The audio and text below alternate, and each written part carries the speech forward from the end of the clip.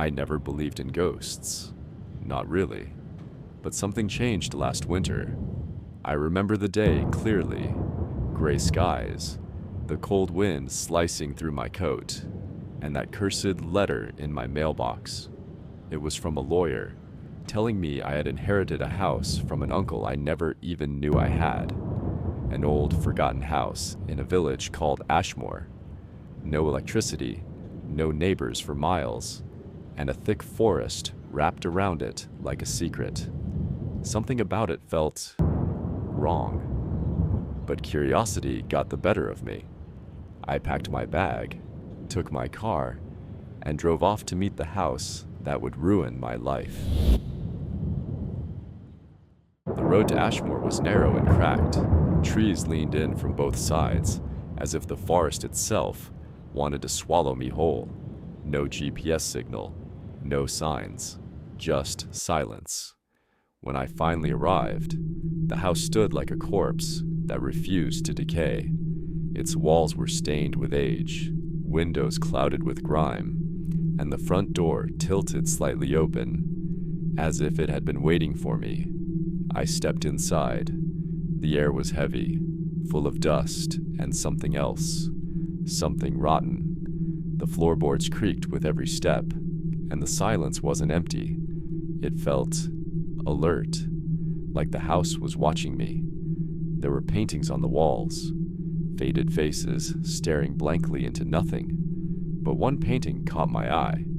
It was newer than the rest. A man in old clothes, black eyes, a faint smile, and beneath it, Edward Harlow, 1872. That was my uncle's name. I felt cold, not from the wind, but from the inside. I didn't know it yet, but the house had already started whispering. That night, I couldn't sleep. The wind outside howled like it was in pain. But worse than the wind were the whispers. At first, I thought it was just the old house settling, wood creaking, pipes moaning. But then I heard it clearly. My name, whispered from the hallway, not shouted, not spoken, whispered. Daniel. I froze. I told myself I imagined it, but deep down, I knew I hadn't. I grabbed a flashlight and stepped into the dark hallway. The floorboards groaned beneath me like they were warning me to go back. The whisper came again, closer this time. It was coming from upstairs. I stood at the base of the staircase, staring up into the darkness. Something was waiting. I could feel it. Still, I climbed, one step at a time. Every instinct told me to run, but something deeper pulled me forward. The hallway upstairs was colder, still, like the air had stopped moving, like the house was holding its breath. I passed the first room, empty, just dust and broken furniture.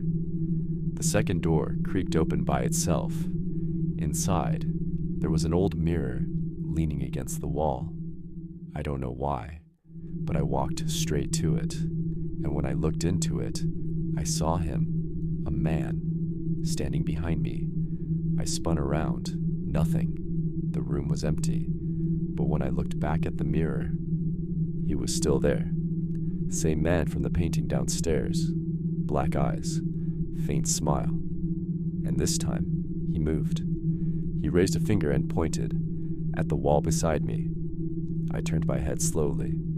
There was writing, faint, almost invisible, scratched into the plaster. One word, run. The lights flickered. A loud bang came from downstairs.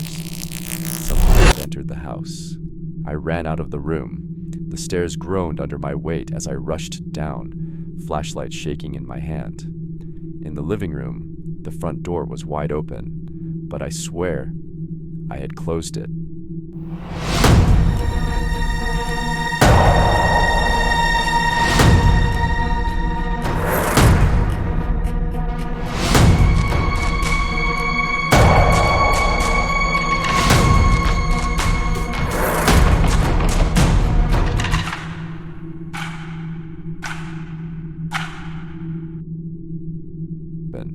But I swear I had closed it. The wind howled through the entrance like a scream. I stepped forward to shut the door. And that's when I saw them. Footprints, wet, leading from the door into the house. I followed them slowly, heart pounding. They led toward the cellar door, half hidden behind a dusty curtain. I hadn't even noticed it before. The door creaked open an inch as I approached. Something waited below. I could feel it pulling me in, whispering in a voice that wasn't quite sound. Not in my ears, but in my mind. Daniel, come down. I should have run. I should have left that cursed house behind. But I put my hand on the cellar doorknob and opened it. The air in the cellar was thick, like breathing through wet cloth. The steps were narrow, uneven, and the deeper I went, the colder it got. There was no light down there, just the weak beam of my flashlight cutting through the darkness like a dying candle. At the bottom, the stairs ended in a stone room. The walls were covered in symbols, carved into the stone. Old, angry-looking symbols.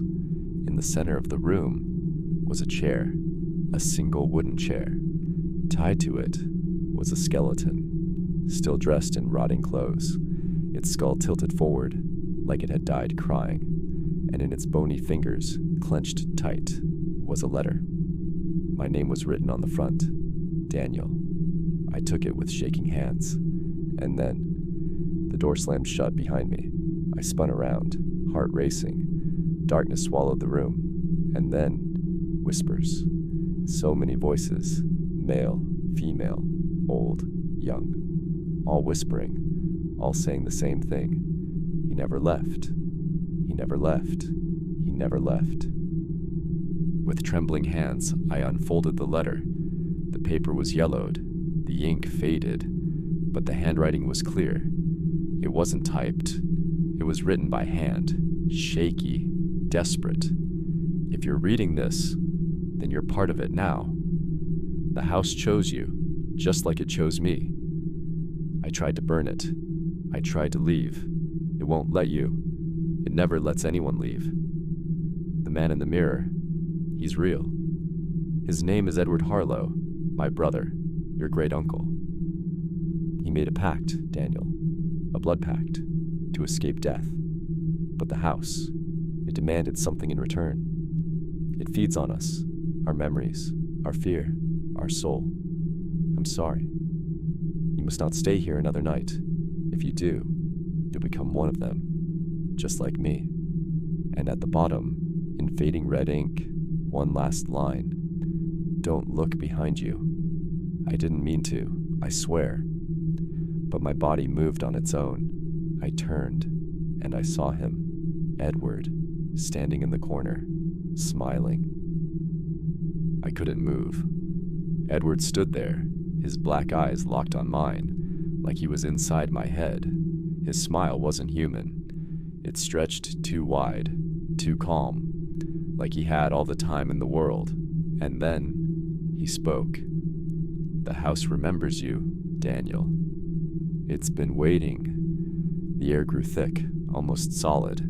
I couldn't breathe. The walls began to tremble, dust falling from the ceiling, and the whispers, louder now, chanting. He's here. He's here. He belongs to us. I turned and ran, back up the stairs, stumbling, nearly falling. But when I reached the top, it wasn't the same house. The hallway was longer, the wallpaper, bleeding. Portraits on the wall had changed. The eyes now followed me, and there were more of them. Faces I didn't recognize, all smiling, all watching. I tried the front door, locked. Windows, brick walls now. The house had sealed itself. I wasn't just trapped, I was kept. I don't know how long I walked. Minutes, hours, days. The house stretched forever. Endless hallways, endless doors. Behind each one, echoes, laughter, crying, screaming. Sometimes, I heard myself, my own voice, begging, pleading. Then, I found the study, a room with books stacked to the ceiling. papers scattered everywhere. The fireplace was cold, and above it, a mirror, not a reflection, a window. Inside it, I saw the house from outside. It was raining, but not on the real world, on memory. People stood outside screaming my name, my sister, my friends. They were looking for me, but I was gone. Time here was broken. I reached for the glass. My fingers went through, and suddenly, flashes. Edward, young, carving symbols into the walls, blood rituals, sacrifices, a circle of mirrors, and a book, bound in skin. The house wasn't haunted, it was hungry. I don't remember choosing to stay, but I never found the exit. Every door led me back, to the cellar, to the skeleton, to the chair. I read the letter again. The words had changed. Now it said, "Welcome home, Edward." That's when I understood. The house doesn't trap you. It rewrites you. I wasn't Daniel anymore. I was him. Edward. I had always been Edward. Memories, mine, started to fade. New ones filled their place. Blood rituals, whispers in the dark, pain, offered like prayer.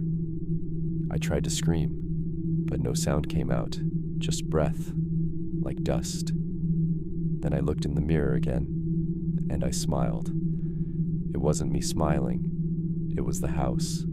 And now, I wait, like it waited for me.